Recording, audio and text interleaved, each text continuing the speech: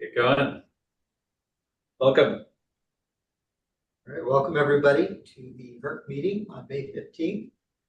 We'll start with our opening slides and then we'll go on to a roll call. So as I think all of you I can see on camera know, this is the Health Evidence Review Commission. We are here in support of the Oregon Health Authority's goal to achieve health equity by year 2030 and make decisions about coverage and medical necessity for the Oregon Health Plan benefit package.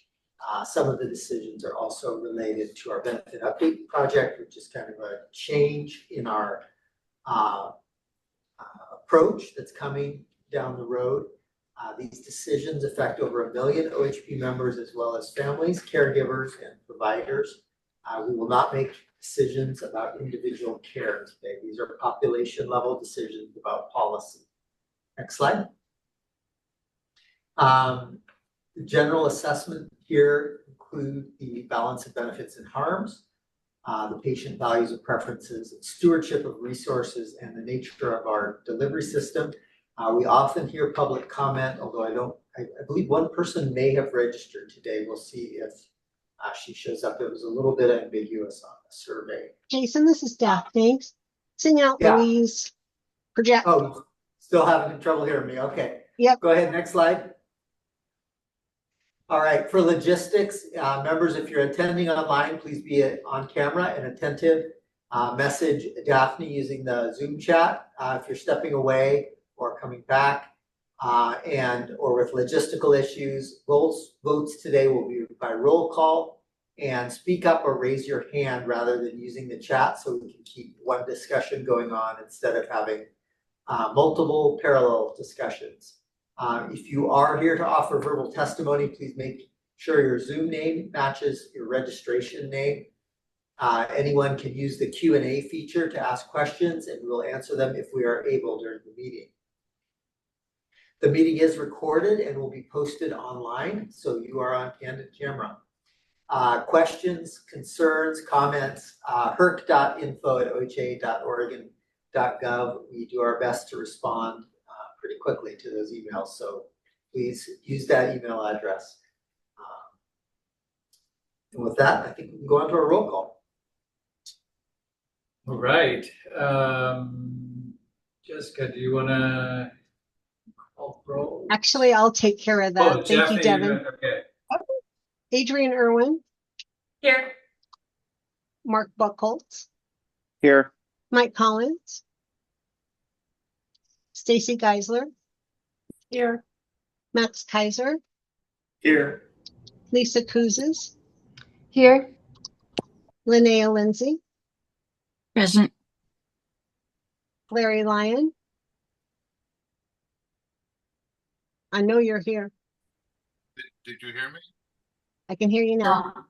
Chris Pinzon. Here. Katie Shavel. Here. Leslie Sutton.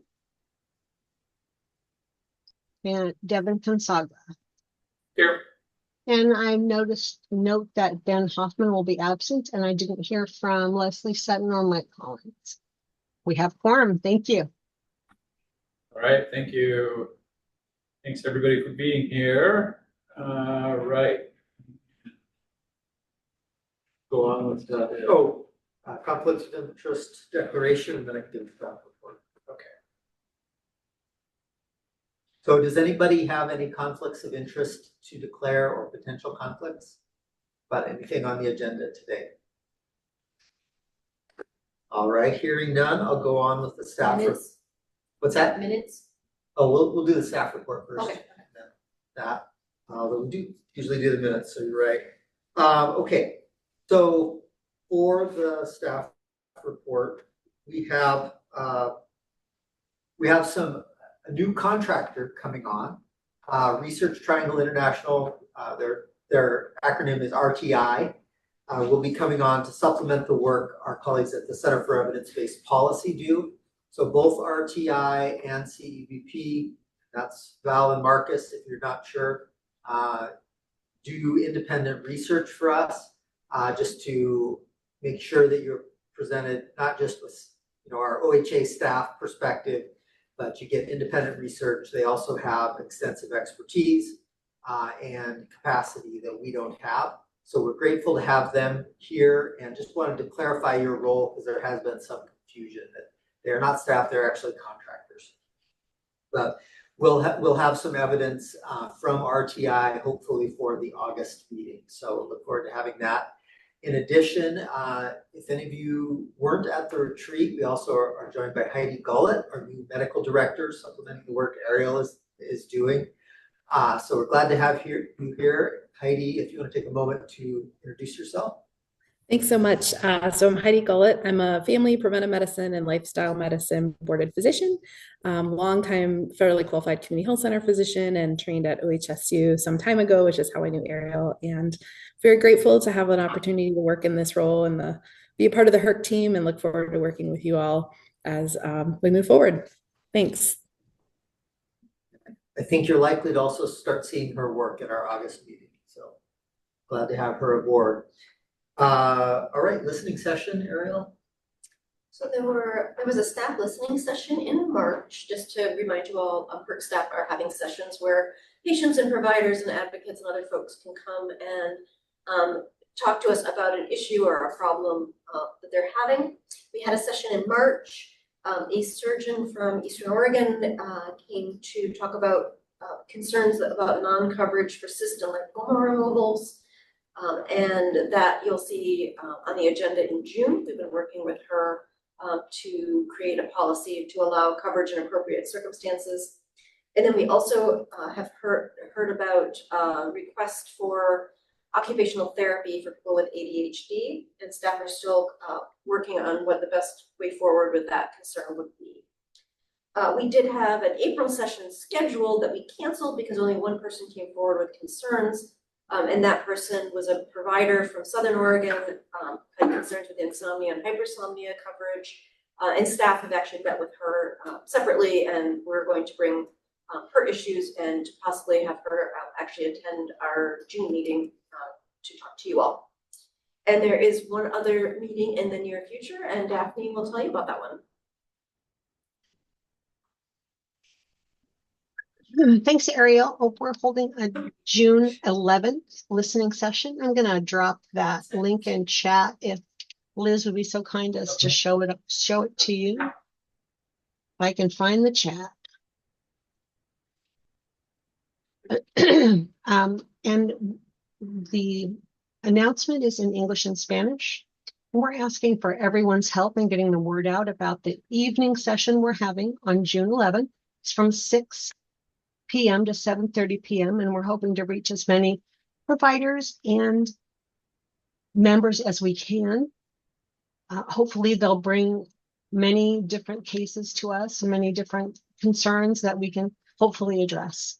Even if we're not able to address directly with HERC's levers, we always do a warm handoff to whomever can address the issue, and I personally vet every requester. Leslie, you had a question?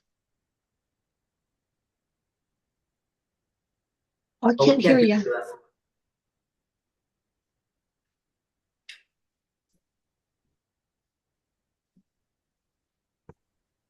Can you hear me now? Yes, thank you. I have a new webcam. Thank you for your patience. I'm curious, I'm really excited about this. I'm wondering too if it's possible in this bulletin or posting, if you could let people know exactly what you mean by denials, because there's like the, sometimes people call them like the chair denials or the bedside denials, where the request isn't even made. It's like a provider saying, oh, that's not covered. So it's never an official denial.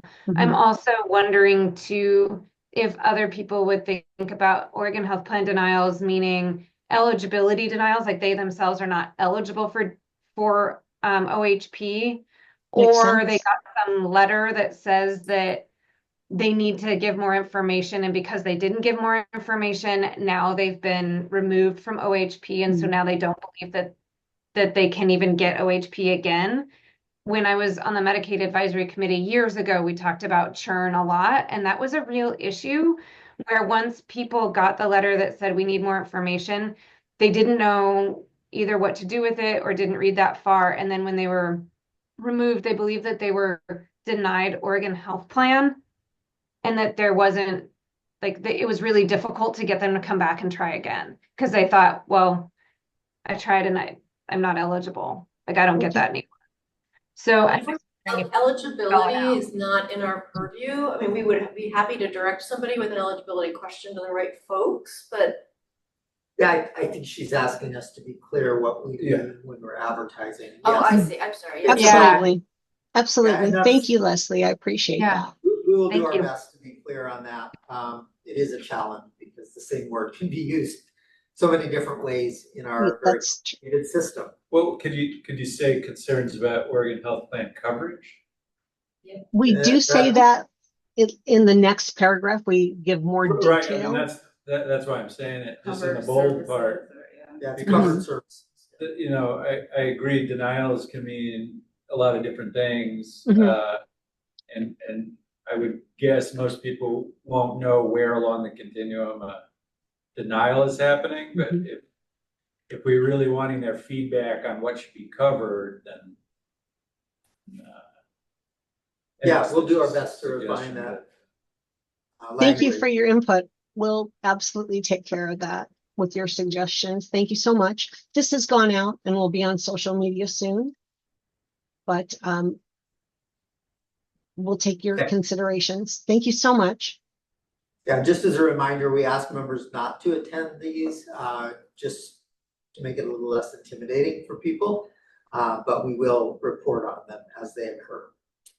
Also want to report to you all, we have our EBGS normally brings you your coverage guidances. We will have one of those coming next month in June. But they also reviewed a couple of our benefit update project topics, viral warts and maniculectomy. Those will come to the June meeting. Topics that would normally go to the EBS, so we're adjusting because of the workload volume. So giving you a heads up about that. That's why you see EBS in your packet. We also have a special meeting on June the 12th. So look forward to seeing many of you here.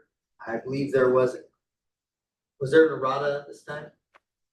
yeah, yes. Remember what it was? I'll give the legislative update while you look into that. So our legislature is in session. The revenue forecast was just released. A lot of the bills that we're tracking for ERC are sitting in the Ways and Means Joint Subcommittee. And so there will be a prioritization process and decision about what to do about those. There are bills mandating coverage of glucose monitors, continuous glucose monitors, coronary artery calcium scoring.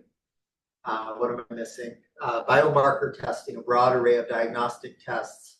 And then there's also a bill, and all of those would mandate coverage broader than what you all approved. Hence, there's a fiscal impact to those, so we'll see what the legislature does. And then there's also a bill related to the benefit update project. The bill that OHA had introduced was withdrawn after discussions with interested parties. And then there was another bill forming a task force, and that's also in Ways and Means. It also has a fiscal cost, and we'll see whether it moves forward. Regardless of that, at this point, we're moving forward with our work because we believe it will be useful work, even though we may have to make some adjustments since the legislation did not move forward. Any questions about matters legislative? Okay. And the errata? I found it. For diagnostic guideline note D17, code was updated in 2025. That wasn't updated in D17. That's been updated. Just a straightforward There was code also update. one that, I think it just came out. Can you a week speak or up? so. There was one about a week or so ago. The 20611 was a while ago. That was the last one. And then there's this. Yeah. They should be up on our website with the change log, so just letting you know that that happens. We only do those when the intent was clear, there was just a clerical or administrative error. So that is my staff update. We can go on with the minutes approval. All right, any questions or concerns about minutes from last meeting? If not, does somebody want to move to approve them? So moved. You want a second? Second. Right, and a third, okay. And then I guess we have to go one by one. Yeah, roll call. Roll call. Adrian, Abstain, I wasn't at the meeting. Mark, Approved. Mike. Not arrived. Stacy, Approved. Max, Yes. Lisa, Yes. Linnea, Approved. Larry,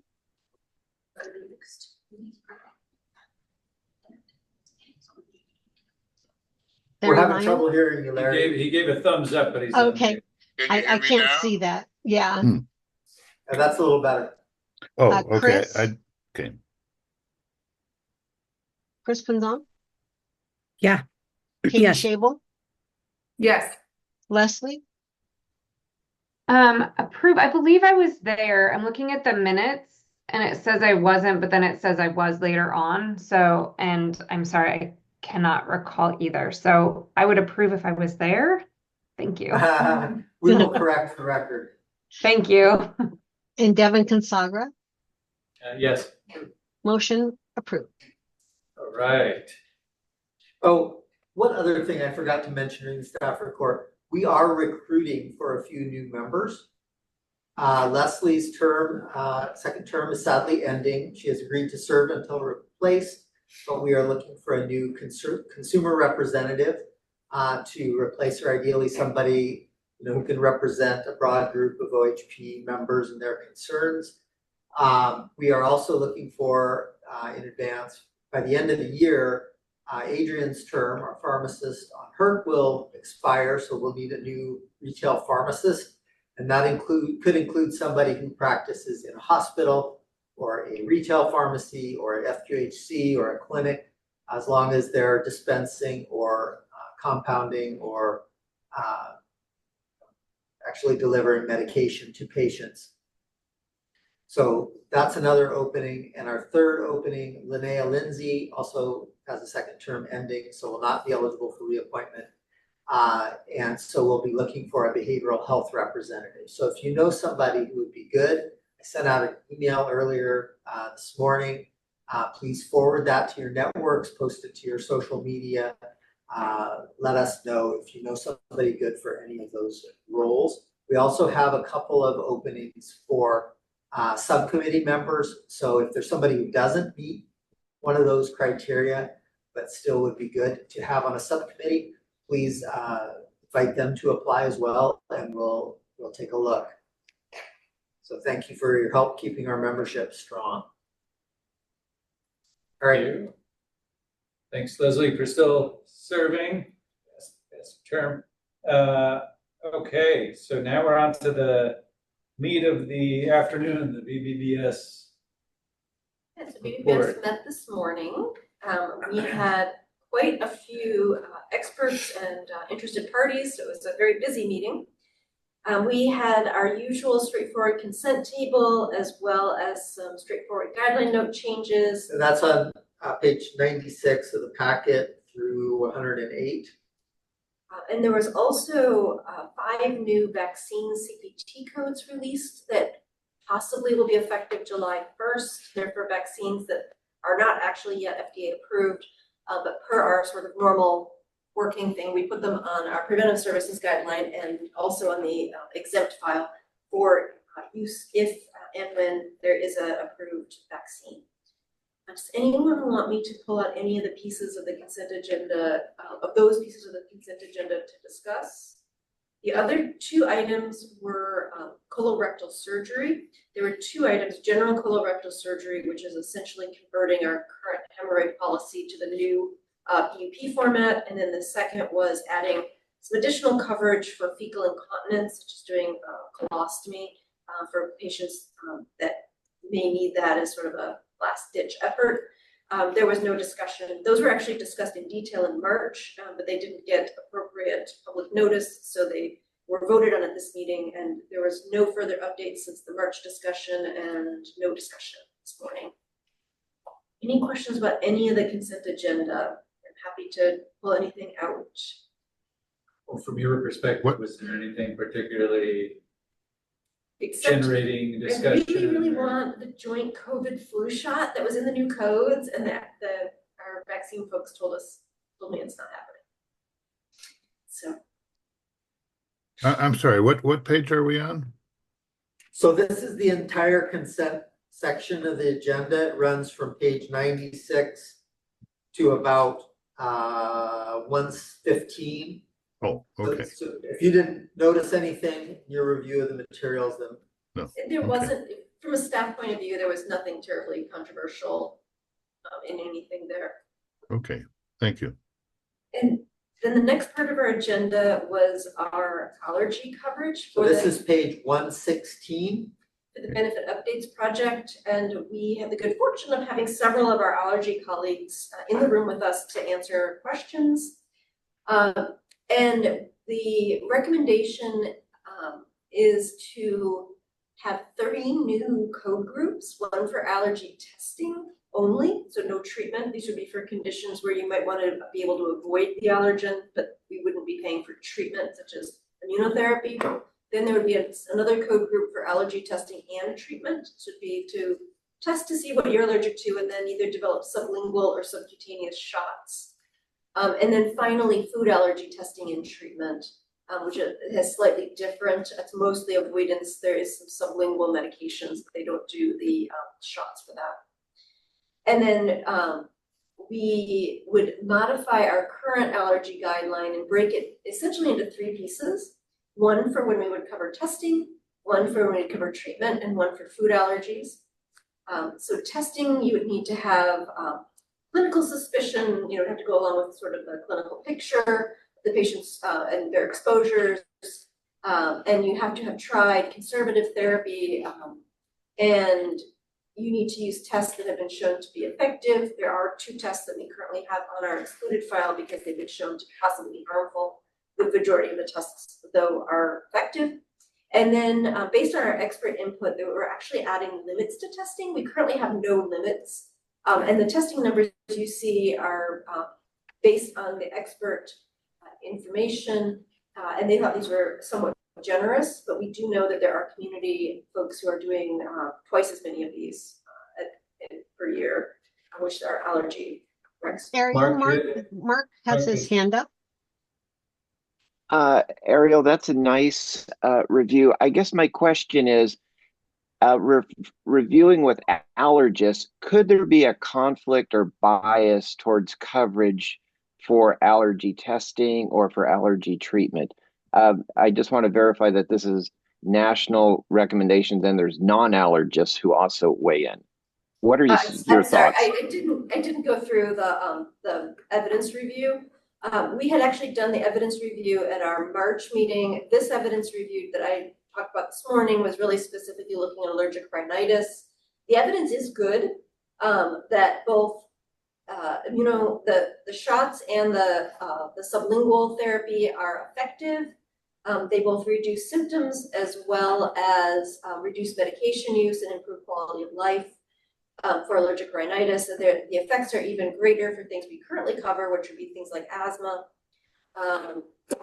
And the national guidelines the recommendations are in line with the current national guidelines and private payer coverage. And so for things like dermatitis, food hypersensitivity, urticaria, and angioedema, the normal skin prick tests and shots are not recommended. We're going to talk in a little while about dermatitis and patch testing, which is the recommended. And no testing should be done for urticaria. Allergies, you should do testing and treatment for allergies for asthma, drug allergies, food allergies, venom, anaphylaxis, hypersensitivity, pneumonitis, and chronic rhinitis. That's per evidence and expert guidelines. And we had some highly trusted evidence-based sources. I think there was a Cochrane and a NICE review in this about the effectiveness of testing. So I do appreciate that their allergists are paid to do the testing and the treatment. That I think is we can't avoid that. I mean, that's their expertise. So, I mean, just so we're clear, chronic rhinitis is a lot of people. And so the scope of this is pretty big. So Right. I'm gonna try to recall, we discussed that this morning, and the numbers that the allergist had brought up were very small percent, like 5% of patients with allergic rhinitis who do not have comorbid asthma will start allergy immunotherapy, and the percent that are still in immunotherapy at like 1 or 2 years is down to like 1% or 2%. It was really small. Do you remember the exact numbers? It's like 44% time around. No, well, it's really small. There was a Medicaid, I didn't include it, but there was a Florida Medicaid study that found that the number of people who actually stuck with it for the full 3 years was like less than 1%. But there's, I mean, taking Mark's point, you know, that there is, not to be cynical, but in the community, I would imagine there's an incentive to provide a lot of testing, because I would guess that the kind of financial bread and butter of an allergist's office is going to be this kind of testing. And the allergic rhinitis group is an enormous group of people. It's a third of the population. Yeah, I mean, I was going to say, if we just did a survey of this room, we would have, including me, so kind of potential abuse of this, I think, is a concern with a potentially large financial impact. I don't know, I don't feel like this is what we were looking at earlier, as I was here this morning, but it seemed to me that there was evidence and experience that like the vast minority of patients who experience allergic rhinitis aren't successfully treated with over-the-counter medications. That's what huge drop in patients was. So that patients, most of us with allergic rhinitis have mild to moderate symptoms that are treated with simple over-the-counter methods, and we wouldn't take our time to go see an allergist about it. But that was, I think, where the common condition really collapses down, is that over-the-counter treatments are by and large very effective. And so it's really, we're talking about the people for whom those are not effective presenting to the allergist. Right, yeah, and then it kind of says that, I mean, I guess my question is that, like we would do for a coverage guidance where you kind of spell out these requirements so you're not Did we see that? getting. I have that. It is, it's there. So we had said that they have to have adequate empiric conservative therapy, which would presumably Symptoms be not controlled by over-the-counter. empiric conservative. There has to be reasonable thought from the clinicals to kind of like CED says, right?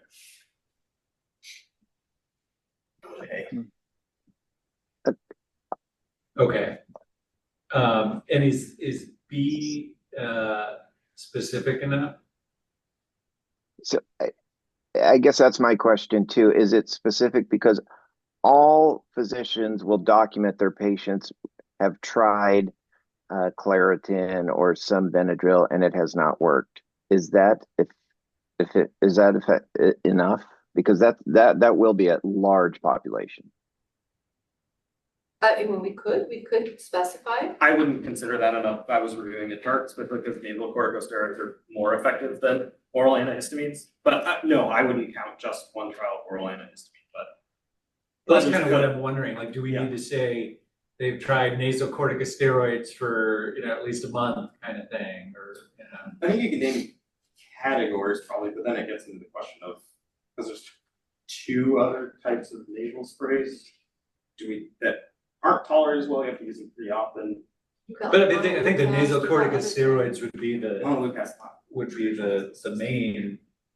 Yeah, Main nasal one. corticosteroids and oral antihistamines, Yeah. but yeah, there's other nasal antihistamines. I guess maybe what I felt like came through more this morning is that there wasn't a huge risk of like abuse of this, like there aren't. Okay, I mean, I may be just using my imagination. Yeah, and there aren't like droves of people who could get by with some simple over-the-counter medications who are showing up requesting these tests and these treatments. I mean, the treatments are onerous regardless of what type of immunotherapy they have. They're all very onerous and take tons of time, and they're, it's really seemed like only patients who seek them, patients who are truly suffering, and simple treatments don't work. So I think the risk of overuse. Fair enough. And I think this would be a good example for what we've talked about before. Do this, but then monitor, The PDSA, come back. a couple of years, Yeah. if, there's an explosion of people kind of advertising for this, I have a feeling we'll hear about it from our plans if that happens. Oh, but okay. Yeah. Great. Yeah. But it's also a fact that, you have to go in for shots several times a week. And For years. Treatments. you need usually to be like- motivated.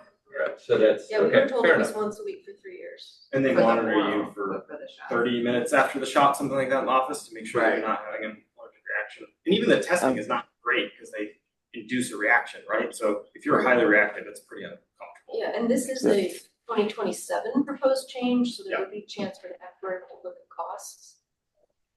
I Mark, guess, yeah. could we put the one word on B, empiric prescription conservative therapy? So we know that it's prescriptive and it's been tried, dispensed and tried.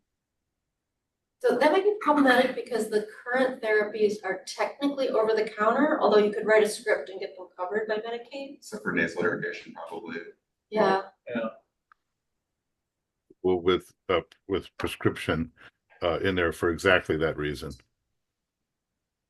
well, you would want someone to do like nasal corticosteroids, which are all technically over the counter, although Yeah, Well, they can be prescribed and So- covered by. Yeah. if So, we said prescription though, I'd start thinking that you wanted things that were not over the counter. Yeah, you probably wouldn't because a lot of practitioners don't prescribe, especially oral antihistamines. Yeah. I think it was referring to a couple of the other prescriptions.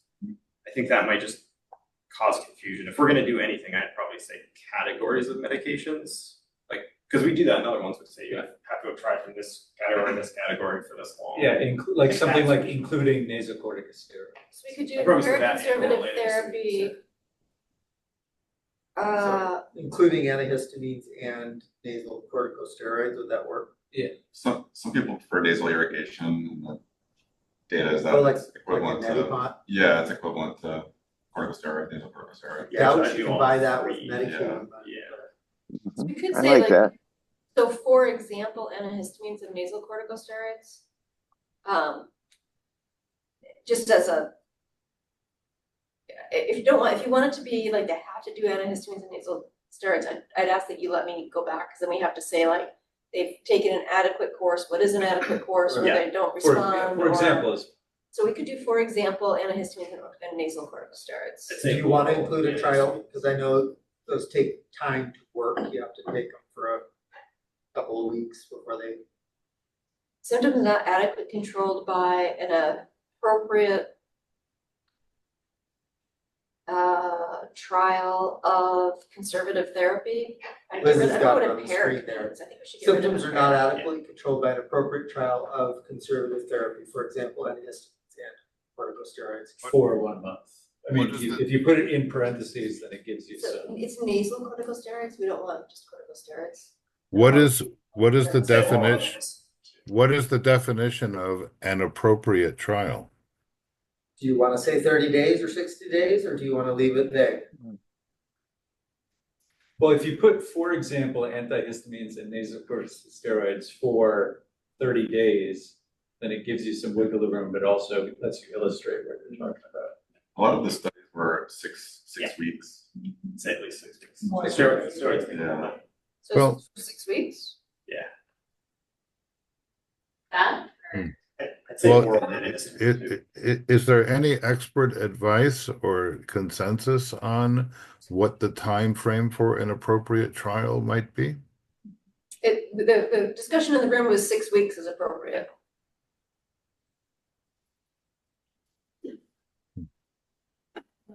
That makes sense. All right. Hey, one more question. What is non-conservative therapy for this diagnosis?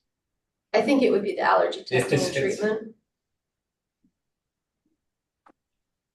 And I think from the medical side, conservative is non-surgical, just from a terminology standpoint, but Yeah, and we don't use that terminology. I haven't seen that before in much, for guidelines. So maybe we can think of a better way to say it. It's a vague and poorly Just descriptive. medication generally. therapy. Yeah, medical medication. Or other Yeah. therapies, You could because say we're talking about. We also want Allergy allergen medical avoidance is a definite therapy. If you can Yeah. identify and avoid that would be conservative, it wouldn't be medications. So we could do antihistamines and nasal corticosteroids for 6 weeks, You could call that all, allergen avoidance. you could call that all maximal medical therapy. I have a question when it says as documented by. What is the definition of as documented by? Somebody wrote it down. In the medical record. So, Yeah, that's good.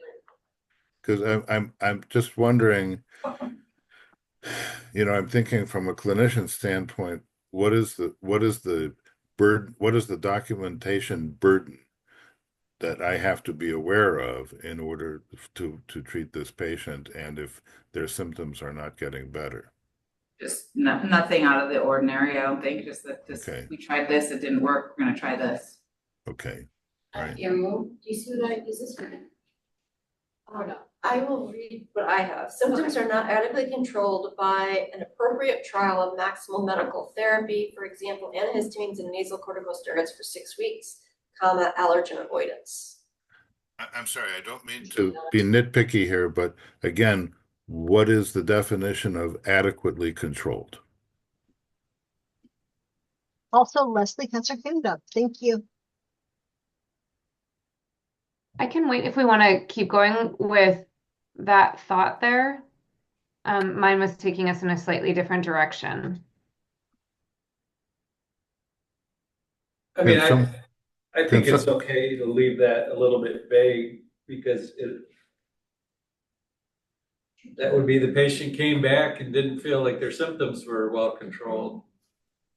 Okay, because I'm just concerned if with the wording, it can mean different things to different people, and so that's why I'm asking for a little bit more clarity on this. Right, and I think that's what we heard this morning from our expert, was that that patients, generally speaking, are treated, don't even see them because their primary care provider or just their own common sense leads them to successful treatment. So the patients who really are seeking this more advanced level of care are people who tried extensive other things. And so that this scenario isn't something that's common, that people are seeking out this additional treatment unless they have severe symptoms. Okay. Yeah, I think but this is, I'm glad Mark brought this up, because, there is I'm just starting to see this in my own practice. I mean, we haven't had an allergist ever, and now we have one. I mean, there's an increasing supply of them. Supply begets demand. Are you talking about the supply of allergists? Correct. Yes.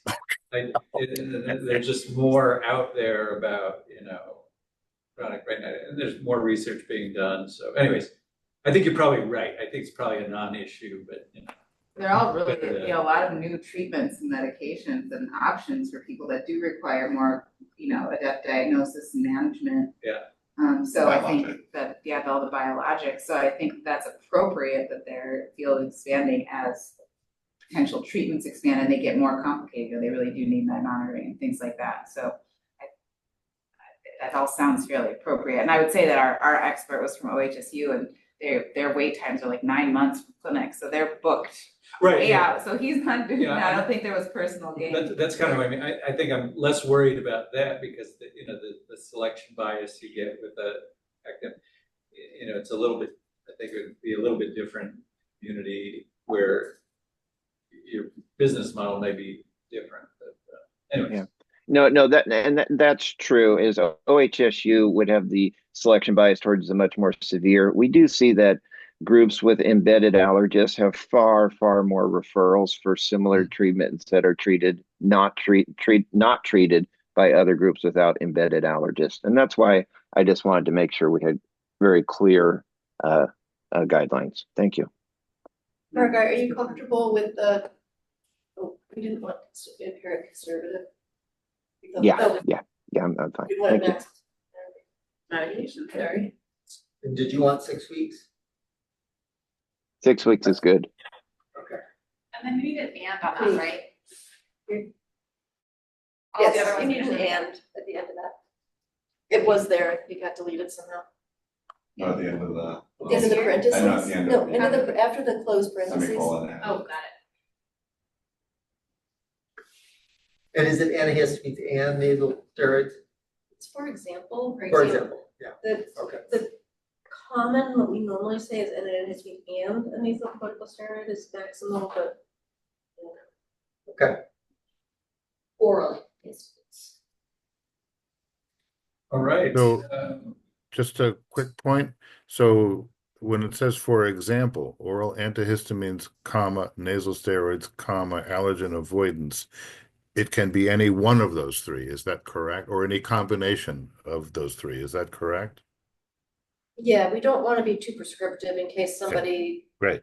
Yep. has Thank you. urinary retention and can't take an antihistamine or. Mhm. Ideally, it'd be all, because it says maximal medical therapy, but yeah, you can have contraindications to some. And that could be some additional medications that would be appropriate as well. All right, good discussion. What's next? I think. Well, then- We didn't come back to me. I put my hand Oh, down. sorry, Leslie, we It's forgot. It's okay. So this is like me again as the non-doctor.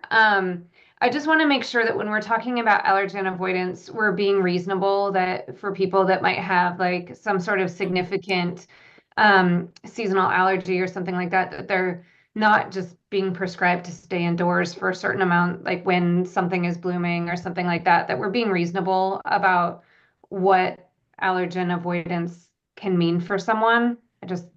Yeah, and it's a for example, and the common things we talk about are like pillow covers or Changing keeping your air, windows closed at night. change your air filter, yeah. Change your air filter, those types of things.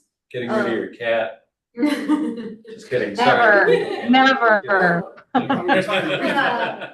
And if it was something very specific, like you can't tolerate a certain plant, if you could avoid the area that grows in, you might not be able to, you might have to work there or something, but. Yeah, I think most of us with it are unfortunately stuck with being unable to avoid them, but Heidi? Thanks. I just, A- go ahead, Larry. Actually, Leslie's point is very good because allergen avoidance, in my mind, is not a medical therapy. It's advice. Right. So does advice, is advice considered medical therapy? I It's think 90% of what we all do. I think it's close, I think it's close, Yeah. close enough. And again, this is an example, these are examples, Yeah. I don't think Okay. you could deny. This is more than that was there before, so I think we're moving in the right direction and we're not Okay. trying to be overly prescriptive. Heidi? Okay, all right, thank you. Thank you. I just wanted to ask if the group wanted to add leukotriene inhibitors as well into B for maximum medical therapy, just because that may be an option for some, and it's FDA approved. We use it kind of frequently. So that would be something like Singulair, montelukast, just to be complete and inclusive. Sure, since it's for example, I don't think it. Yeah, Be a problem to I was add kind that. of leaving off some additional treatments, clearly now. Okay. that's third line Totally fine. Questions I around just it. wanted to be sure Yeah. people didn't take that as like, that if they put that they had a trial of Singulair, that Oh, it. yeah. Oh, I like it where it is. Okay, all right, I think we can move on. Yeah, so there are a couple other pieces there. Basically, we're gonna have a guideline for allergy treatment. You need to, and this also has appropriate medication therapy and or allergen avoidance. Do you wanna do anything with that clause? Appropriate medication therapy, for example, or do you think that by this point you've gotten the testing, you're in treatment? Where's this? Which page? Scroll down. Yeah. Right, yeah, right there.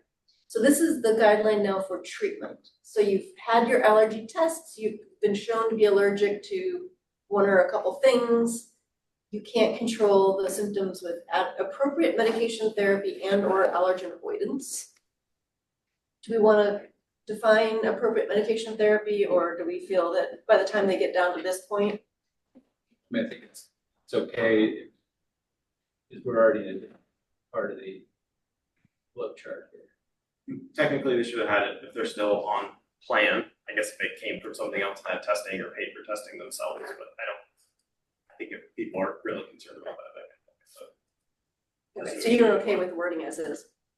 yeah, especially because they have to have moderate to severe symptoms of this too. And then for food allergies, they have to, we allow testing when their history indicates that they might have a food allergy, and then they use appropriate testing. This is probably the area there's inappropriate testing out there. And then there's also limits on the number. And in food allergy, there's a clause that it does not include the use of subcutaneous immunotherapy. That's actually considered contraindicated guidelines. And then there's two types of allergy testing, which are not helpful or possibly harmful, but we're going to continue to have. There are two codes for allergy tests that are either inappropriate or possibly harmful, and those will continue to be in the excluded guideline too.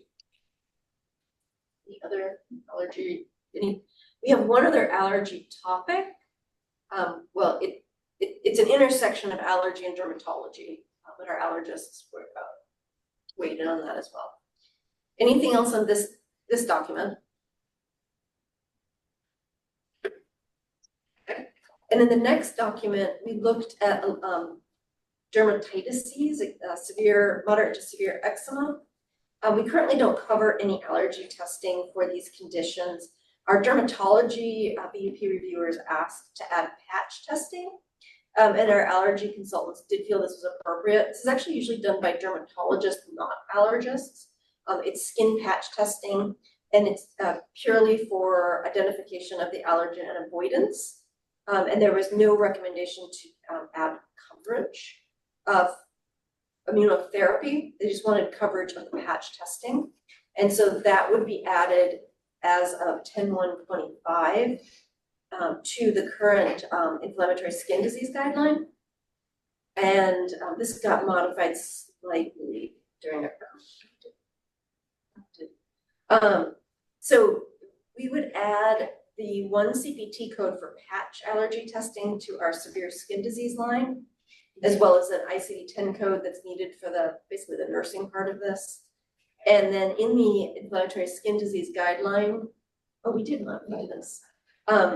We would say that it's only coverage for severe. The staff recommendation had been moderate to severe, but our allergy specialist indicated there was no scale to determine moderate. The scale only had a cutoff for severe.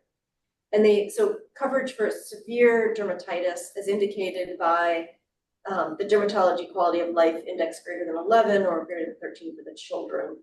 And which is the clause earlier in the guideline, but the members felt that it was appropriate to add here.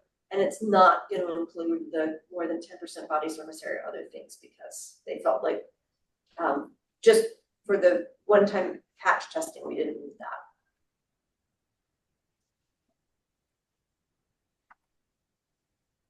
Yay.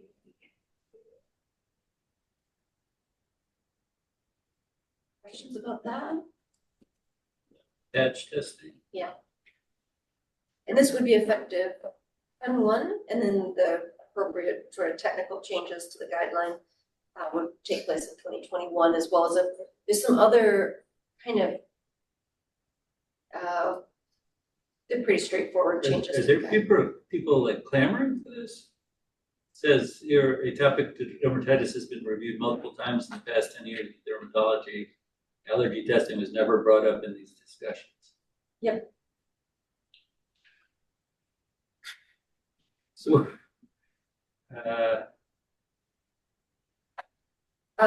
The dermatologist and the allergist both said it was appropriate, but for many times it's like an ingredient in cosmetics or creams, like skin SPF, whatever skin products you're using, and identifying that and avoiding that is helpful. then what has this been about? It doesn't agree with choosing wisely? Is that the patch testing? So referring Pat, to? choosing wisely said not to cover allergy testing for atopic dermatitis. And our experts said that that was partially correct, that you shouldn't do the scratch testing, you should only do patch testing. So. See where I have the choosing wisely. They also said when it's not obvious, when you can't ferret it out in another way. I was gonna say, in a lot of cases, you just take a history. Well, so actually what choosing wisely said Is it- was don't use skin prick tests or blood tests for eczema. This is patch testing. And we heard it was also pretty onerous, like you wear it for 5 5 days days. and they check, you can't shower for 5 days and they It's the check a same couple thing, days like in. nobody's gonna want it anyways. Right, Maybe because that's why they're nobody's trying to clamoring for reduce it. a reaction. And they said, don't do the subdermal, that might be too reactive. So none of it is comfortable. Yeah, and people are only gonna do it if they've got something tricky and weird, yeah, not fun. There are these common preservatives and soaps and cleaning products that like 5% of the population is like very allergic to. And if you don't figure that out, like you're miserable for your whole life. And it's really simple to diagnose, but you have to do these tests. And then you just avoid, you just look at the ingredients on soap, and your life is fine. So I think there's good reasons to do this for people. All right, No, I have Nothing family else members, bad and happens. it's really weird, but yeah. all right, fair enough. Doesn't sound like a big Abuse, no. relation, but, And a lot of people with atopic dermatitis have other allergy conditions, they're already getting testing. okay. All right, And any, No, I would just be cautious on approving, knowing that we think it's going to be a small section of the population that will use it. In our experience, it could be a very large section when put out to the whole Oregon population. yeah, so similar thought process as the last one. I mean, I just think it's a little weird, like nobody has brought this up in years and years, and nobody's seems to be clamoring for it. Although, playing devil's advocate, I'd rather have somebody patch tested and avoid something than go on like one of the maps and. Or the tubes, yeah. Oh, I see, right, yeah. And they did present some data about the immunotherapy being associated with reductions in ER and hospital visits for allergic issues. Is there any data on that? There was some presented this morning. I don't have it at my fingertips to share with you all. Because to Mark's point is to know, is this a very general condition that a lot of people are suffering from, and which has other cost implications? So we are limiting our testing to those people who have severe atopic dermatitis, as represented by a standardized used scale. That's a smaller population. Okay. And they're already accessing a whole bunch of other treatments. Great. Thank you. Okay, so there's already some limits built in here to the language. And I'm pulling back the packet evidence summary that was presented this morning, and I mean, there's systematic reviews that are referenced. The packet has discussion of coverage guidance from other payers, which says that, Aetna covers allergy testing, like both scratch testing, patch testing. So a lot of these these pieces were discussed this morning. Okay. My only thought about this is that I've heard some reports that the way we are going in general in terms of some other things, that there may be increased people with allergies and increased severity of allergies.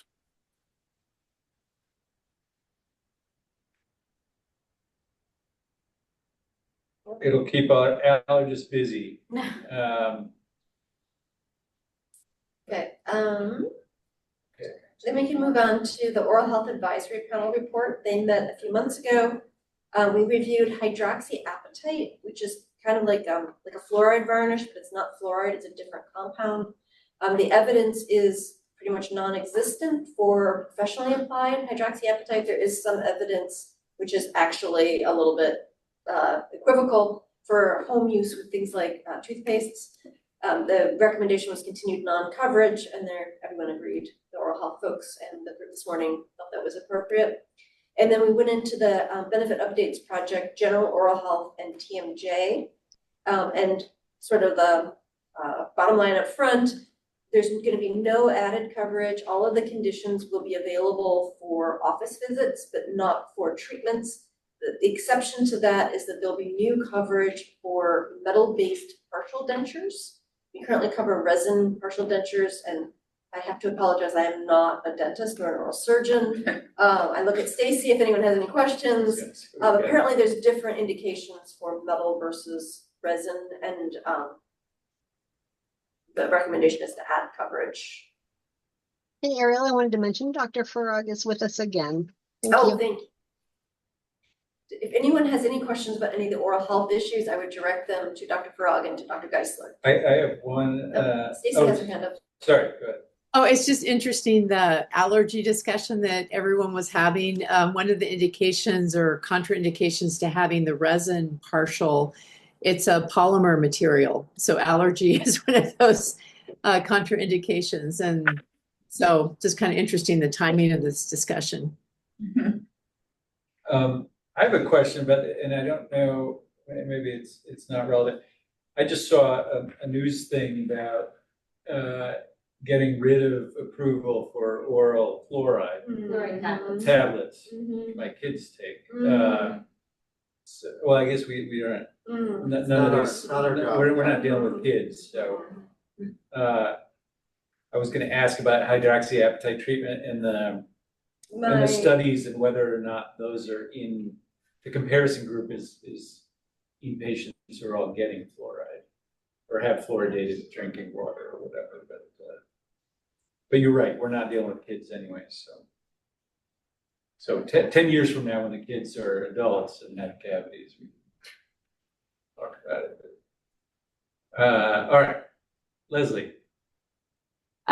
So I feel like as my time starts to wind down here with the HERC, I think it's important to continue to focus on oral health and the experience that people with disabilities have when it comes to oral health. I know we've had really great discussions about oral health in the past year in this commission. I'm really excited we've gotten there. I'm curious if there's a way to do a listening session just about dental access, if that's one of the things that maybe the HERC staff could put together, because I continue to hear it's one of the top issues that people with intellectual and developmental disabilities want to talk about when it comes to healthcare.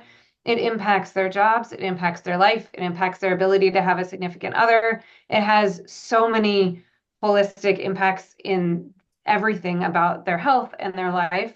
It just might be a really great place to gather some input from Oregon Health Plan members. Yeah, we've had several members come to several of our listening sessions to talk about oral health issues. So we've definitely touched on that, and we've been working with the Ombuds office that's been tracking complaints and issues with oral health. So definitely something that is on our radar. Yeah. The Ombuds team also does lots of listening. If I may, yeah. We at OHA are well aware, and it's not just people with disabilities, but I'm sure it's also people people with disabilities, that oral health coverage is one of the things that we receive the most complaints about. The difficulty is that it's a fiscal impact, and those decisions need to be made by the legislature or those with power to appropriate money.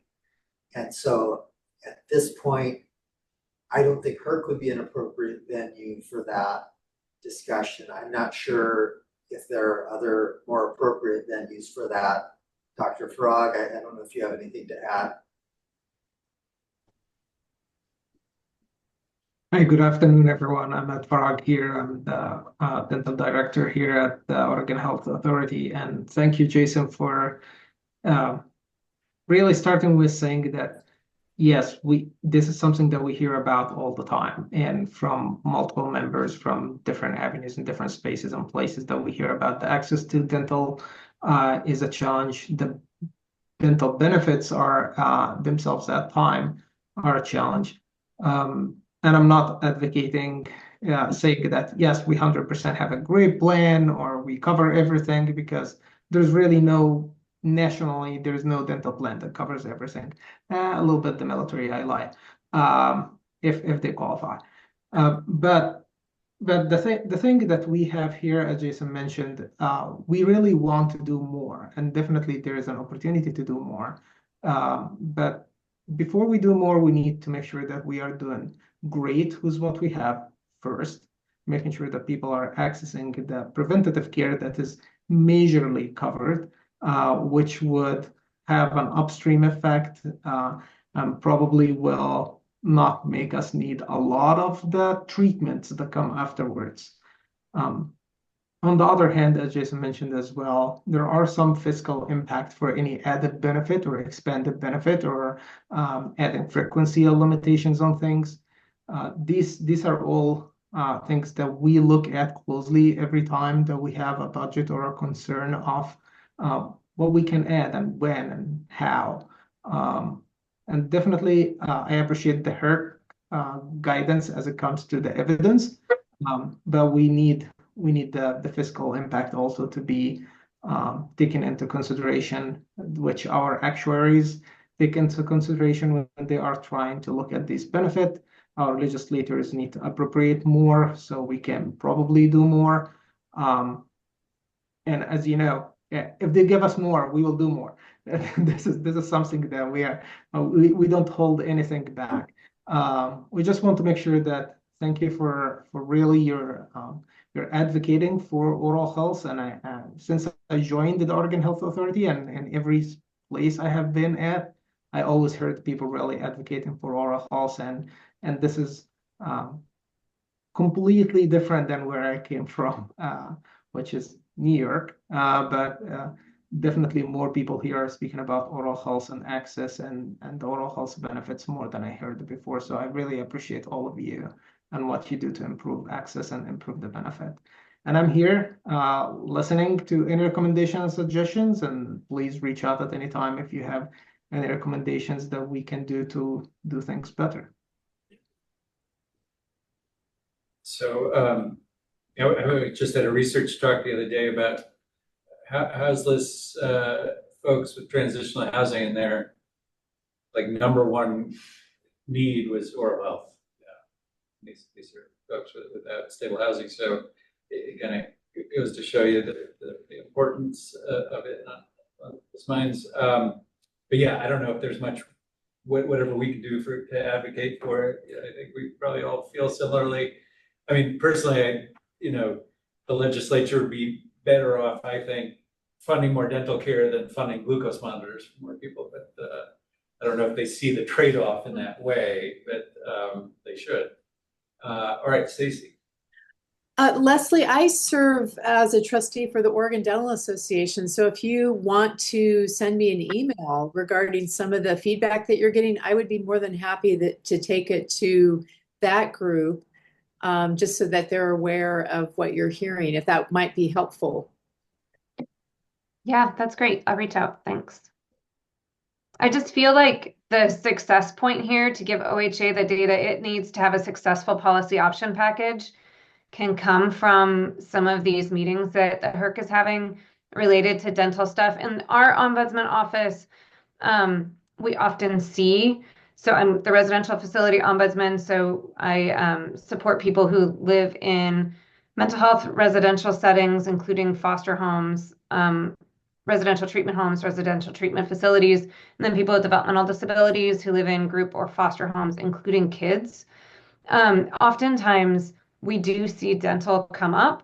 We've seen people die because of it, but there's also sometimes you have to ask a little bit deeper to figure out to get that dental piece. So it's just a little tidbit for what we've learned in our office is that when you ask a couple extra questions, sometimes you do see, oh, this is an oral health issue. So I will reach out. Thank you. And, I think the way to make the change is to make sure that there's some centralized story collection. So I appreciate the efforts. Thanks. And also having, again, I don't know how to effectuate this, but having legislature understand that trade-offs here. I don't know if dental health is thought of as a different bucket from an optional Medicaid benefit. So like Gavin Newsom yesterday just announced they're cutting all dental benefits for California. Really? And Oregon's the most one of the more progressive Medicaid dental packages. Yeah. I mean, we're in our own fish tank here, but nationally, yeah. Most you states get have no emergency, coverage. you go to Yeah. emergency room for dental I- care for Medicaid. For Louisiana, we only covered adult dentures. That was it. Yeah, no, I know it's better here, and actually we cover, Oregon now covers veterans too. So we refer a lot of veterans coverage, but okay. Is there any connection between certain medical conditions where there are dental manifestations where there's no problem getting the dental care? I'm thinking, for instance, of some people using methamphetamine, their teeth rot, and then is that, I'm just wondering, just trying to connect the dots a little bit. I don't believe that's taken into account in our coverage policy, the clinical reality, right? Yeah. So I think we could probably keep talking about the state of dental health, which should be better everywhere, but all right. All right, we can go on. So the next topic we talked about was circumcision for phimosis. TMJ. TMJ is status quo, so office visits only, no procedures. There's no discussion this morning. Happy to discuss it if anyone wants to. I'm just kind of going down the list. Circumcision for phimosis. Phimosis is a condition where the foreskin doesn't retract entirely. It's normal in young children, but is generally considered not normal by puberty. And the Kaiser Allergy Group asked us to consider coverage because it's basically standard of care. Typically, there's topical steroids tried first, and if that doesn't work, then they have a couple of procedures. The most common one is elective circumcision. Based on the expert input and expert guidelines, the staff recommendation was to add a clause to our medically indicated circumcision to add coverage for phimosis. If the patient's Tanner stage 4 or 5, that means they're more along the line of maturity toward adult. And you have tried corticosteroid therapy and it hasn't been effective, and you have problems voiding, recurrent balanitis, which is inflammation of the penile head, recurrent urinary tract infections, or balanitis erotica. There really wasn't a lot of discussion this morning. The medical directors were saying that this is consistent with what they're doing as exceptions right now. Great, and then moving on. Vitamin D testing, this is not part of what you're going to vote on today because it was tabled. Just for your information and just get any input from you all, in 2020, the HERC took vitamin D testing out of the diagnostic procedures file where it could be used for any, the testing codes could be paired with any diagnosis, and put it onto certain lines. And this was based on the Oregon Health Leadership Council's recommendations, and they were following things like choosing wisely. They they were indicating that vitamin D testing was used too widely. We put them on lines, but on those lines are still about 1,000 diagnoses, and one of the medical directors had asked for clarification about which actual ICD-10 codes. So I had gone through and made a guideline, and for each diagnosis, put in what I had found to be probably the most appropriate ICD-10 codes. The discussion this morning was that Katie Schabel brought up that for many types of surgery, you need to have, there's good evidence that inadequate vitamin D can impair wound healing. So most surgeons, Katie, did you say that most surgeons are testing vitamin D and making sure they're replete, or? What was that? The vitamin D for pre-op. Yeah, so it's a pretty common practice to, as part of our preoperative optimization of patients, testing for vitamin D deficiency and correcting it prior to surgery is a normal thing because there's good data indicating there are pretty widespread ramifications of being vitamin D deficient and then having elective surgery in terms of healing and recovery and pain medication use and all sorts of things. So, right, so this process has made it difficult for us to probably test for vitamin D in a fairly reasonable way. So I think, there's some obviously always unintended side effects of, policies like this that are trying to decrease waste in our healthcare system. And so I think it's a little tricky. Can I play like a little friendly devil's advocate there? I mean, I suppose. If you want to. Well, I mean, I think part of the issue with the expansiveness of vitamin D testing is, a lot of it is based on observational studies, which show that people with low vitamin D have X, Y, or Z poor outcome. And, that's been shown across, dozens, if not hundreds of different conditions. I don't know the surgical literature, but when you test the actual, repletion of vitamin D in a trial, there's very few of those things that have been shown that actually improve. So they're observational studies, so it's true, they are limited. I would say that orthopedic surgeons are not going to stop testing for it. So then what happens? So we test for it and patients either get a bill, or if they have Medicaid and we can't bill them because we're not billing people for services that Medicaid doesn't cover a lot of the times, the hospital eats it. So it ends up being, a financial draw on either the patient or the hospital, because they don't think that the standard of care is going to change. But that's true. That's true for depression. Sure. I mean, that's true for a host of We're not voting on this, but I was Right. directed to do was look into the evidence for pre-procedural testing, mood disorders, and any other updated evidence reviews that have been done since 2020. So I will bring this topic back. I think So- Devin's asking, testing, yes, but as the treatment.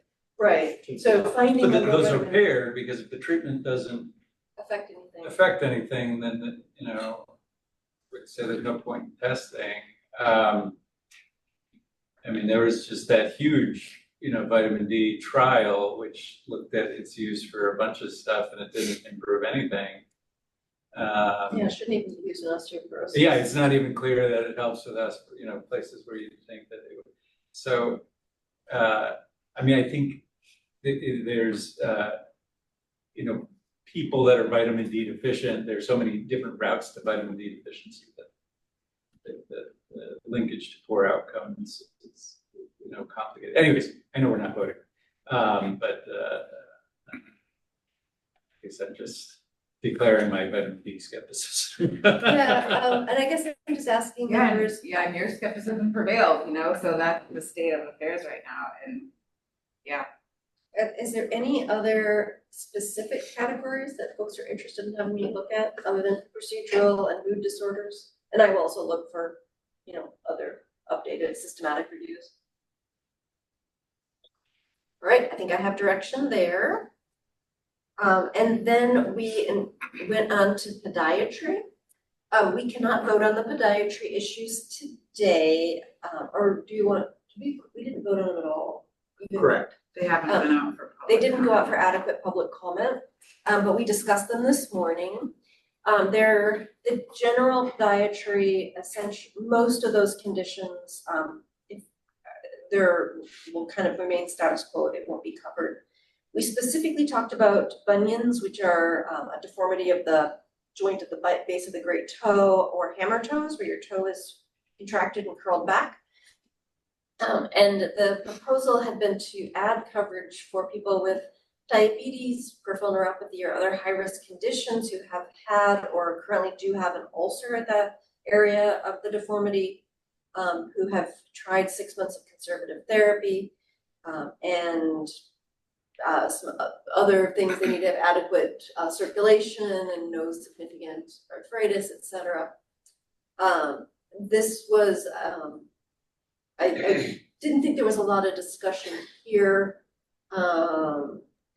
Hey, Ariel, quick question on the diabetes. I need your advice or input. We've had a number of folks that have diabetes, but it's well-controlled diabetes, i.e. hemoglobin A1C in the low 6s. Would that be considered, or is it uncontrolled diabetes that they're having complications? I think the studies are all diabetics, but we do know that the better your control, the lower your risk of ulcers and nerve damage. If someone has nerve damage and they get their diabetes under control, the nerve damage doesn't go away. Exactly. Right. So should that say a patient has uncontrolled diabetes? No. Glycemic control. No, because number 3, right? Oh. So I can't tell you, and if you know literature, let me know what level of diabetes takes you out of a high risk for ulcers. I think any diabetes does, and it would obviously, the risk would correlate with the level of control. I don't know if you ever get down to non-diabetic risk. It's the neuropathy. Because it can be infection risk. formerly Yeah. low control. Well, and it's also circulation, it's like microcirculation issues that contribute. An immune system dysfunction. Yeah. So just for those of you who may not be aware, we kind of had to go down the policy rabbit hole on this. And so currently these conditions are just completely funded. And the proposal is to make it funded not only for diabetes, but also for these other, it's based on the neuropathy, not based on the diabetes. So whether it's past, out of control diabetes or peripheral neuropathy from some other source, or any other condition that places the patient in high risk for complications. So that we're looking at these surgeries, but it's also if they have a history of an ulcer, they've actually had an ulcer or infection, and it's causing functional impairment. So it's a pretty tight guideline. Yeah, so you could have like diet controlled diabetes that was just diagnosed, but if you've had an ulcer at the site, it's really affecting your ability to ambulate.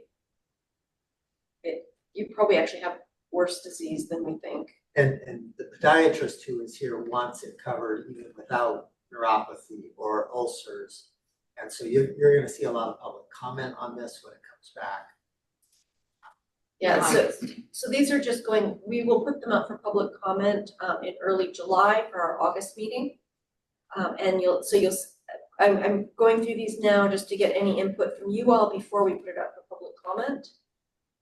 The group this morning felt like the guideline as written was appropriate to put up for more public comment. So I guess the only question here is the use of "and" for everything. Mm-hmm. Yeah. So, to me, number 5, you get to number 5 through a variety of different pathways, but you're still left with a significant functional limitation. So right, should and there the be podiatrist this morning was arguing that the functional limitations by themselves, but the guideline currently is extremely limited. You have to have some type of high-risk condition and an ulcer, or history of an ulcer, and ADL. It's the group that we know probably will have the greatest impact of the surgery. Well, impact on what though? If they're On ulcer experiencing, healing. right, but are we thinking about quality of life as an important outcome? That's what's going to come in public comments. I would assume. I think we're gonna have to deal with, do this just as a, if it's really affecting your MRADLs, then how do you measure that? And then is there anything standardized? And is there just the patient saying? We went down that rabbit hole this morning. I'm curious about something. Looking at all of these different conditions, the ANDs, from a clinical perspective, how often do all of these line up? They tend to run together. Although unfortunately, if you have peripheral neuropathy and an ulcer, et cetera, you may not have adequate pedal pulses. But frequently, if you have like a bunion that's severe enough that's causing you ulcers and you've tried all your conservative therapy, it's probably affecting your MRADLs at that point as well. So the expert felt that he was comfortable with this policy. Well, he wanted it a little bit wider. He wanted just MRADLs. Well, I mean, He wanted to bring us more data. Yeah. as written, this one he was comfortable with, and other conditions he wanted to bring and talk about. But. Yeah, so what would be helpful to us is, our plan at this point, I think, is to bring basically this, put it out for public comment, collect the public comment, consider developing other options, bring it back with the public comment, present it to BBBS, bring it to you. If you want us to look at only, MRADLs on their own, then you could direct us to do that before we put it out for public comment. So I think that's the question for you here today. I think you can still, I don't think there's anything wrong with putting it out for public comment. I think you'd want to put out for public comment something that's covering less than it might in the future than covering more. And this is probably the narrowest. Yeah. Thing you're like. So it's better to be narrow and then expand than it is to be broad and then narrow. I'm comfortable with, I think that's appropriate to put out for public comment with the narrower definitions. The other thing that concerns me also is we're not just talking about a foot here, as someone just mentioned, we're also talking about the ability to perform their ADLs. Foot is attached to. Yeah, attached, right, yeah. As far as I hear. Usually, I'm not a podiatrist. All right, so this will go up for public comment and we'll see if there's concerns or input. We did also talked about plantar fasciitis. There was an evidence review showing little effectiveness for most of what they do, the corticosteroid injections, orthotics, physical therapy. And so the recommendation was to have it in the evaluation and medical management group only. We did hear some testimony from our expert that injections, orthotics, and plate splints are commonly used and recommended. He also noted that shockwave therapy can be used, and he was invited to submit articles and other things to support coverage of those positions. Because the best evidence I could find was either inconclusive or negative. So we'll put this out for public comment and see if we get anything. Yeah, we didn't talk much about this, but we listened, I think, more than engaged in conversation because this hasn't gone out for public testimony. The thing that I think will be an important conversation is understanding the difference of musculoskeletal conditions with treatments that actually affect the natural history of the condition versus just, problems that have a natural history that aren't really affected by various treatments. And I think this is going to be, one of those. And a lot of the things that fall on the podiatry category are like that. You can't do all sorts of things to people while they progress through the natural history of the condition, but the evidence isn't there that doing those things changes. Right. So I think the conversation is also going to get back to is a clinic visit where you're counseled to stretch adequate, or do you really need to go to PT to learn to stretch your heel? So those are, that's going to be added that the physical therapy was instrumental, but was it really instrumental, or because you've been given a handout about, how it stretches? So I think that's what we're going to hear a lot about these things. The podiatry community is going to open the floodgate on us, I think. Yeah. I have similar just questions, I think, of where this is going. And I don't know the process for this, but I do wonder if maybe there is like some type of like work group. Like I think about our behavioral health groups and our dental groups that I think provide a lot of, I think, robust perspectives in these spaces. And if there is going to be a desire to start opening and expanding coverage in this area, does there need to be a broader, I don't want to say that one expert coming isn't a broader voice, but a way that it's coming a little bit more of an expert panel recommendation to the HERC. Because I think this is a space I'm going to be continually uncomfortable. I think trying to figure out where should that right line be in terms of coverage. Yeah, and just having reviewed a lot of the podiatry literature, I mean, surgical literature in general is not robust. Like there's not a lot of randomized controlled trials. Podiatry literature was quite limited. Yeah, I think Kevin's right. Any condition that has a tendency to improve over time, naturally, you really need to have trials. Otherwise, it's hard to justify spending a bunch of money on something that might get better. Right. Okay, so this one, you have good evidence. It happens to be negative evidence, and maybe. Well, it's as good as you're gonna get. But maybe OHP would be better off funding good footwear. Well, right, and that gets into what should help a health payer be doing, right? Like recommending stretching and adequately supportive shoe wear. Like, is that something that really your health and anybody's health insurance pays for? No, it's not. So, yeah. We can talk very briefly about neuromas, Wharton neuromas being the most common, other similar ones. The current staff recommendation based on evidence is to not add any coverage other than office visits. That will also go up for public comment. And then the last thing we talked about was foot orthotics. There is currently an Oregon administrative rule that limits orthotics to diabetics.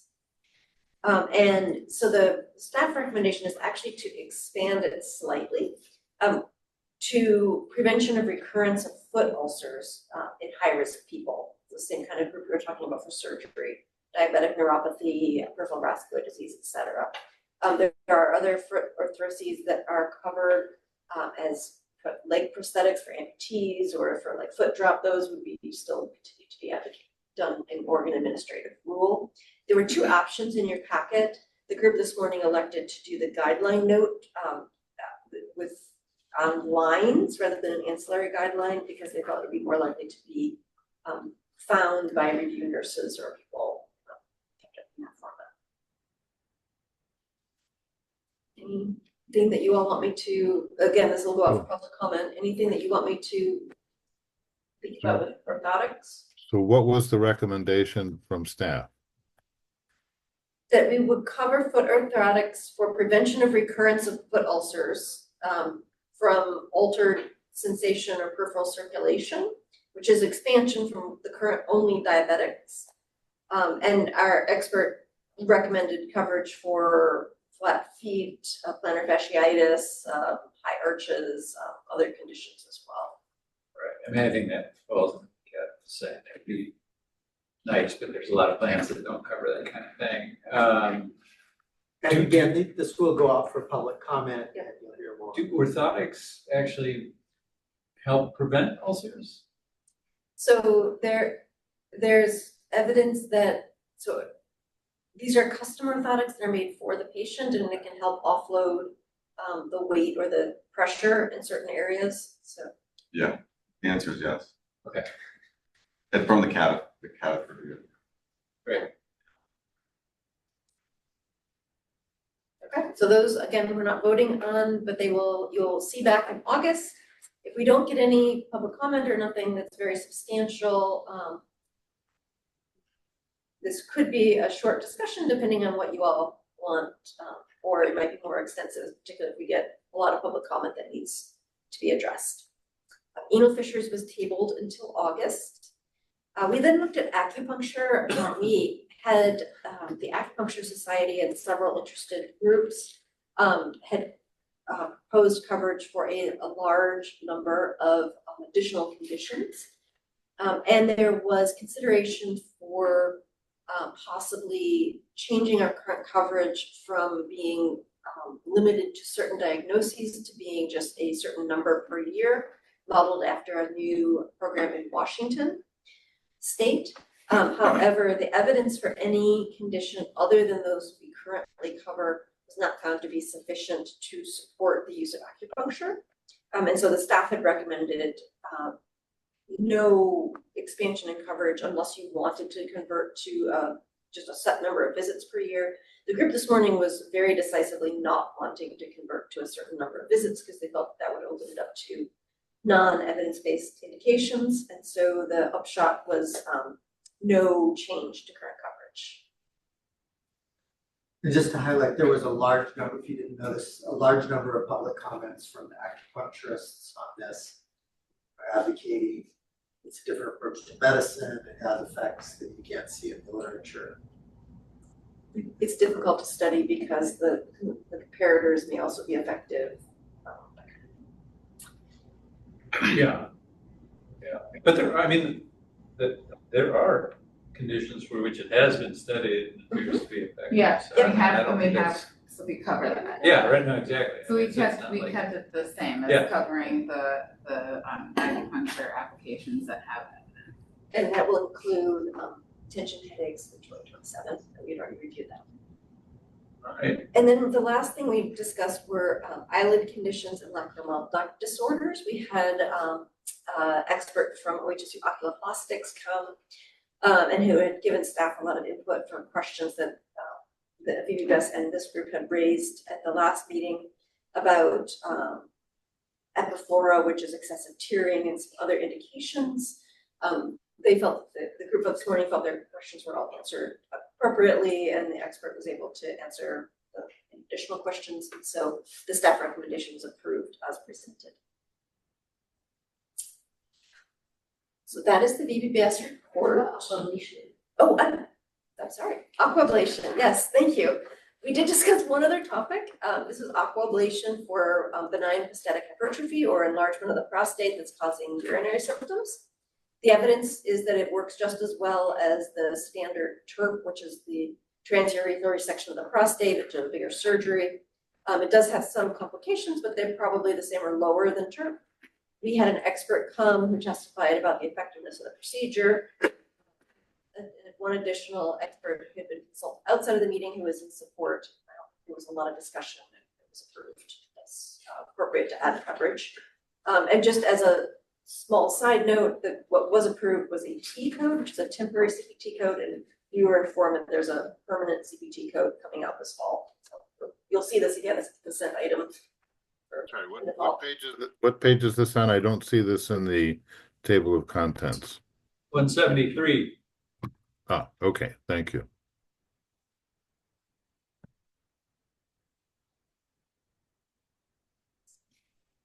Any questions about anything in VBS related?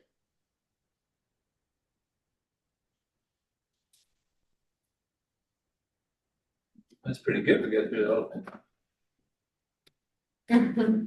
All right, so you can vote on everything but vitamin D and all of the dietary. Those were tabled, and or anal fissures. Eventually, we'll actually get to that on our agenda.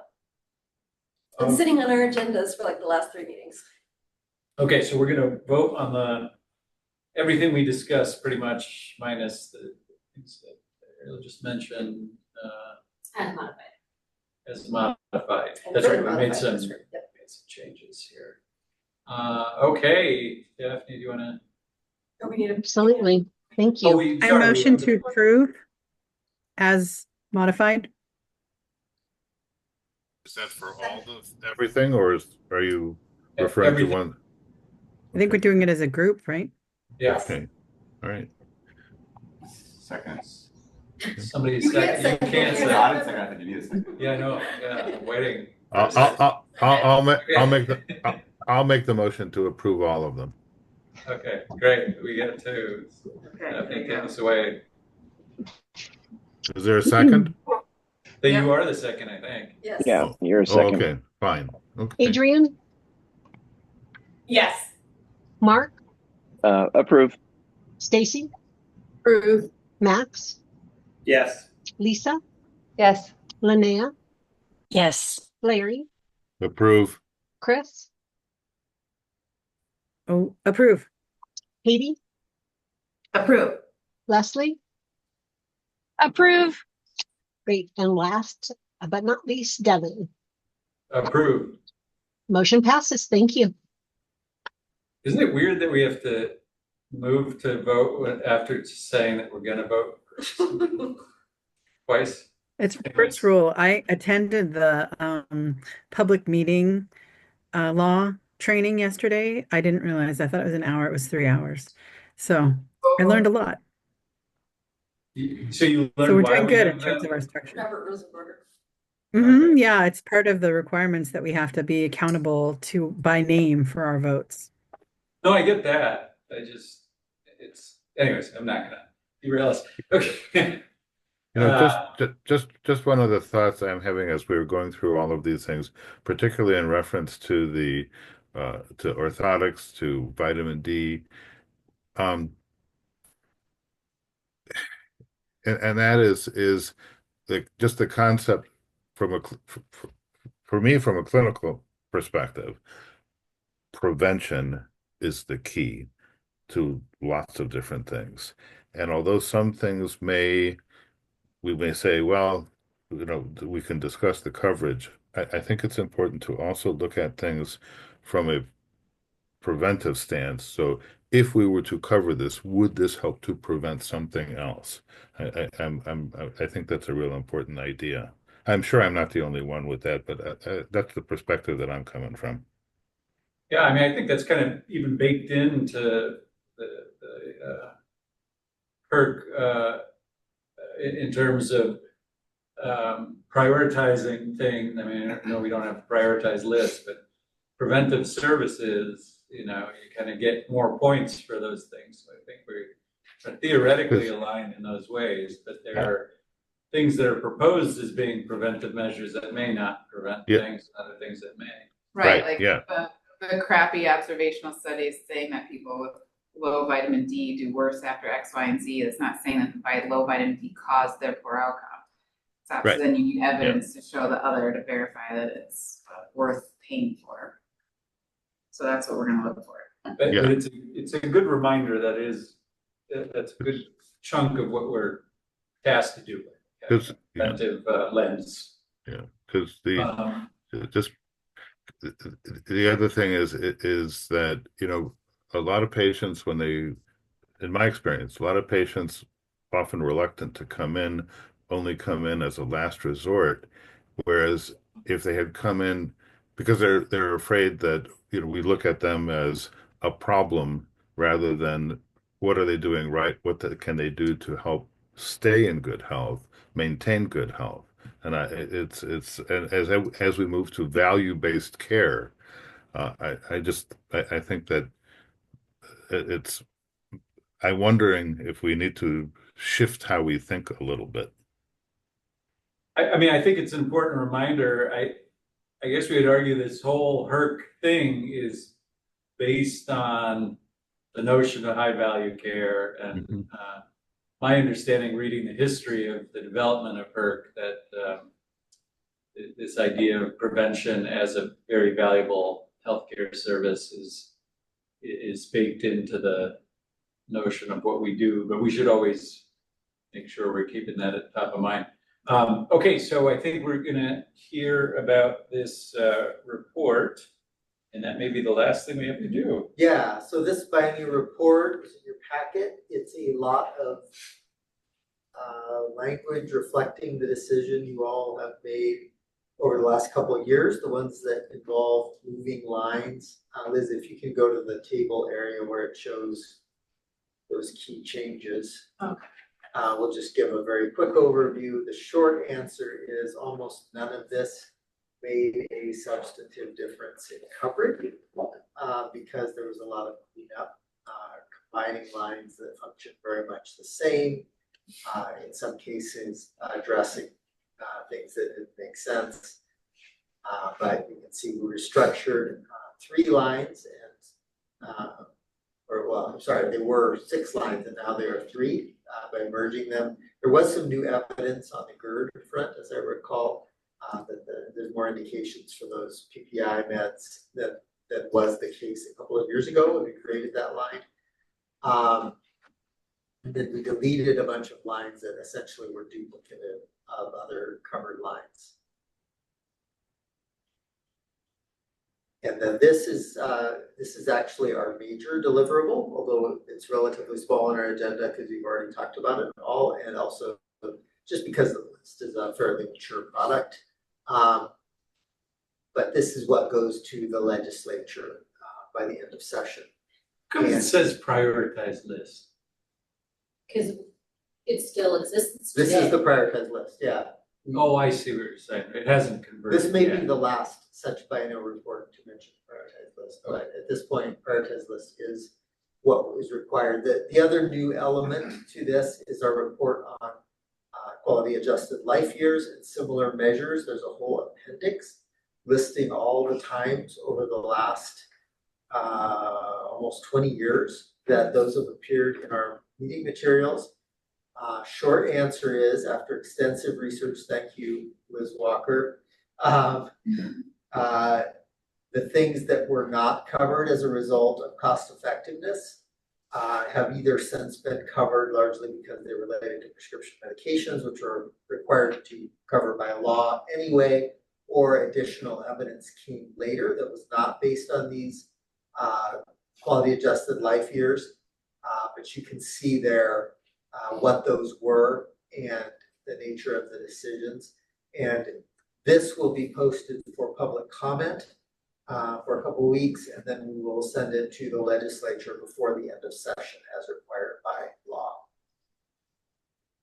Pending your approval, of course. So we do need a vote on this today. But it really just reflects decisions that you all have made and analysis that's required by law. So we're just voting on the whole report here? Correct. Okay.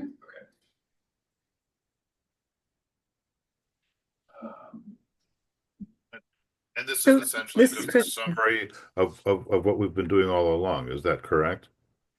This is a high level summary, yes, of the biennial review items Yeah. that involve actual moving or merging or deleting lines. Okay. This is Chris. There's nothing forward-looking for this report. It's really reflective of the last year. So is that why it won't address any of the work that Ariel is doing now for Correct. moving forward? Yeah, Okay. some of this hasn't taken effect yet. It'll be effective January 1st, but it's all decisions you all have made. I'm not on either of the subsystems. Oh, I don't know when I switched, so I don't know which one. well, you're on BBBS. Yes. I know. Oh, you're not listed on BBBS. No. We will double check the subcommittee. If we have to vote on Thank it, you. I assume I should. Yeah, thank you. So you're a nay vote, basically. Just on her, yeah.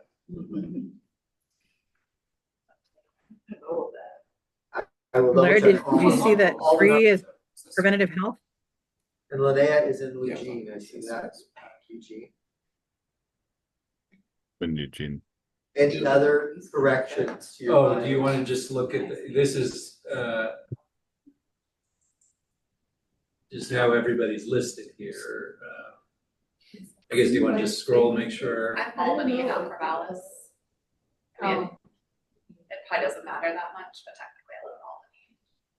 So we will, I think these may have been taken from your places of employment or something. I'm not sure. We'll get that all straight. I have a master's degree, doesn't matter. So why? I do not. You also have a bachelor's degree? Master's. What we Yeah, are saying, I also have a also, master's. if folks have any concerns, if you want to Yeah. approve with some latitude for staff, we can send you this and you can just edit your own, however you want it to appear. And then we will know that that is your intent and. However I want it to be. Lindsay. King of America. Super rad guy. So Linnea, you're in Eugene. Thanks. I think we got it then. All right. I've lived here about 16 years, so yes. I actually got another master's. I also have an MSN now. All right, so, all right, so we can vote on, who reads this report? Just out of curiosity. I can't tell you that, I can tell you who it's sent to. Okay. That's all members of the state Probably the legislative aides. Okay, no. I'll also So say that we have not gotten a lot of feedback on these over the years. I think many years ago, when when the funding line moved up, or when there were, like when hernias became covered, there was more attention to it. In recent years, these haven't been as momentous. This year, it may get attention because of the benefit update project, which we did not mention here because that's not in statute. So, I mean, I was kind of just curious, but also asking for a reason, which is that, this, and I don't know if this is an increase in frequency, but it seems to me like there's more and more of these bills coming up before the legislature that are designed to arbitrate issues that really should be before her. And just as a citizen speaking, I think we're kind of doing disservice to Oregonians having medical issues weighed in on by a legislative process rather than a scientific body. So I don't know if we have any way of communicating that with the legislature, but in my opinion, they shouldn't be bit by bit, because then it's just whatever manufacturer wants to get more money, you just go to the legislature and Yeah, and that will be the part of the discussion at the legislature as they continue to discuss these items. And it was, I heard it discussed in committee this year already. So we work for the legislature and the governor at OHA. We are also citizens of Oregon and can contact our right, I mean, OHA does, but we as volunteers are different, right? I mean, we don't work for OHA. Right, and you can work with your legislators or lobbyists associations you're with. But as HERC members, you are. Yeah, right, we're appointed by the governor. Right, confirmed by the Senate. And you've provided feedback on certain issues. Your supervisors provided letters that said the HERC decided Correct. This issue. Right, and so, for example, for that bill on continuous glucose monitors or coronary artery calcium scoring or biomarkers, we worked and provided letters describing our work on these issues so that the legislature understands the scientific process, the review, and the decisions of the HERC. So they have that information. It is their purview to override us if they want to. Right, no, of course. Yeah. I guess along those lines, my only suggestion would just take or leave for this report that maybe nobody will read. This is busy work, put that in the middle of it somewhere. Well, no, is it worth putting up top some kind of, this is what HERC does? And in plain language, and here are the highlights of this. You have a section on that, but yeah. I agree with Devin that is That's kind important. of a cool idea to put a plain language summary in the report. Can you find that section, Liz? Yeah. Here I'm wondering something that I brought up at the retreat, and that is that this every 5-year Oregon health assessment, and also to be somehow to be able to gather more data that will actually tell us the things that the HERC is making decisions on and covering. Are they actually making differences in the state of health of Oregonians? And if there's some way to ask the legislature to facilitate that process, I think that would be great. So to evaluate the impact of the decisions made. Yeah, it's the basic question. The question that I'm always interested in asking and answering is what we are doing making a difference, and what kind of difference? How is that showing up? What are the actual outcomes, and does that improve people's lives? So, Liz, as you're pulling this up here, No, this is great. I guess what I'm saying, again, it probably doesn't matter, is, this is in language that is maybe more what legislators are familiar with, but like, they're also people. So, should there be a very brief paragraph that can be replicated across reports that's more like, what is HERC designed to do? HERC was put in place to, provide a process, transparent, public process for determining high value. What is HERC doing this thing? There seems to be a generational churn of legislative members who Yeah. created HERC and knew what was HERC was. Right, of course, yeah. Yeah, and they changed. But like, HERC 3 sentences, like, we, Like this. we're basically in the business of trying to determine what high value care is so that we can cover as many people as possible and, make sure we're helping Oregon, spend its healthcare resources in a, evidence-based way that takes into account, public. What kind of bang for the buck are we getting? And the other thing is that, HERC does not exist in isolation, although there are other parts in the state that collect data, that analyze data, make this health assessment every 5 years. Is there some way to combine, take pieces from the various parts, put them together and actually say, is this working? What are we getting for our dollar? So do you want Yeah. this plain language description that we have on our website on the front page to go into the report? It's just an As idea. a first section? I mean, we can put that in an appendix and reference on the first page. Yeah, I would put it, if you want somebody to read it, I would put it on the first page and I would make it no more than a paragraph long. Yeah. And You can do make it super plain language and, highlighting the high value care, evidence, transparency and public process. And if people see that over and over again, they kind of understand.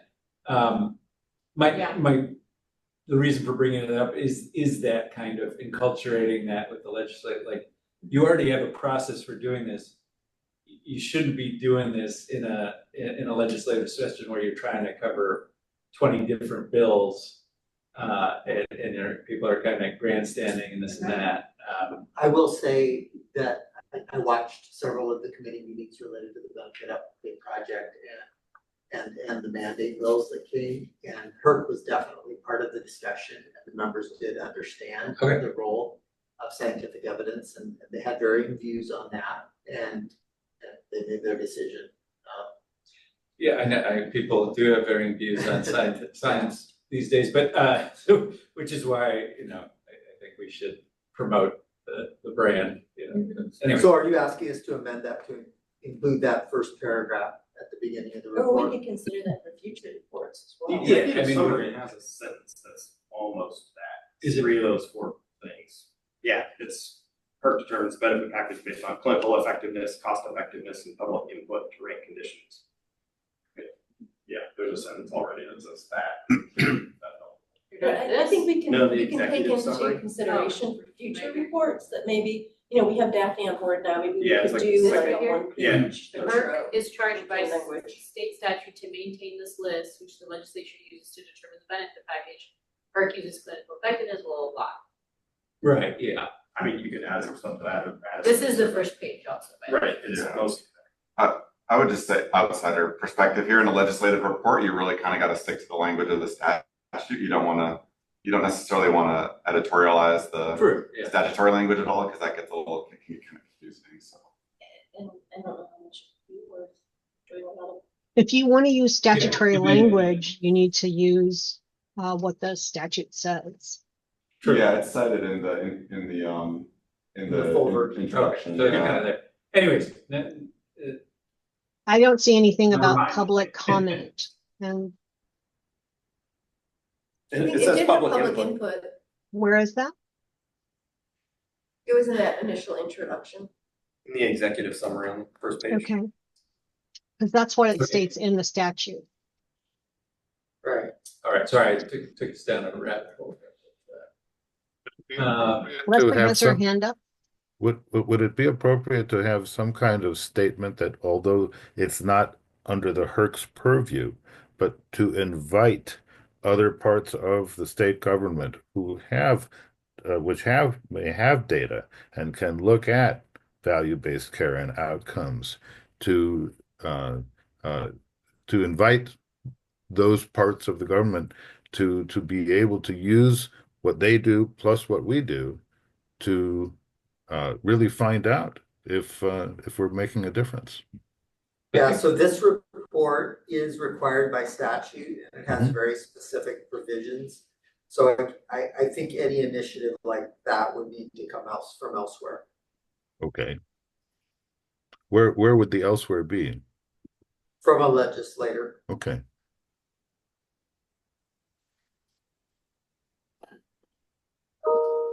Okay, so I guess we still have to vote, right? Yes. So somebody want to move to, Leslie Sutton has their hand up. okay. Oh, hi, Leslie. Hey there. I just actually Don't have see like, you. it's okay. I have just a general comment for people. I wasn't aware of this, but you know, we've talked about it here.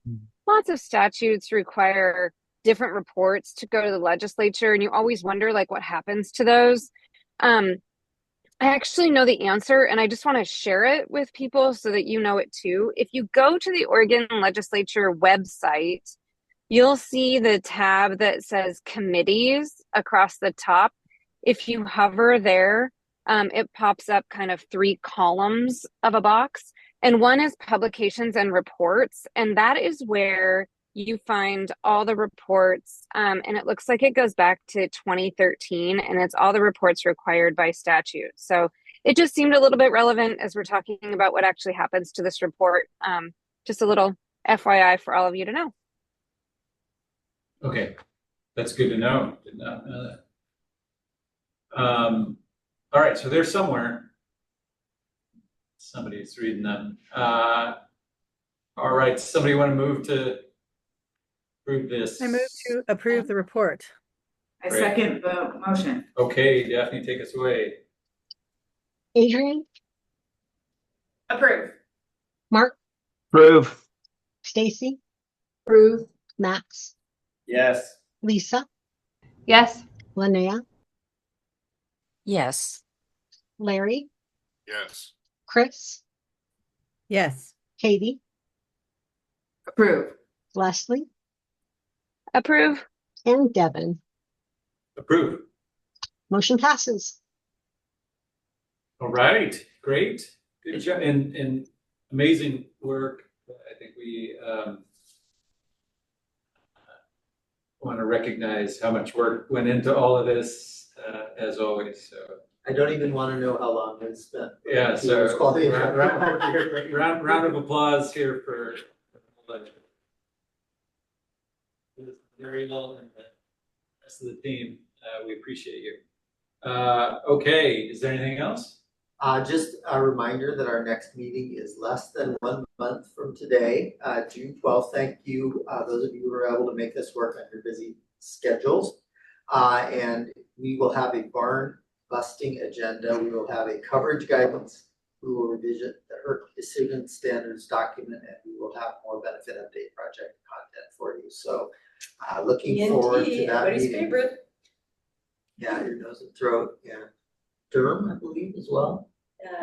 Yes, dermatology for ABJS. So should be a busy meeting followed by a couple more. This is going to be a busy year because of all that benefit update work. So thank you all for sticking with us through all this.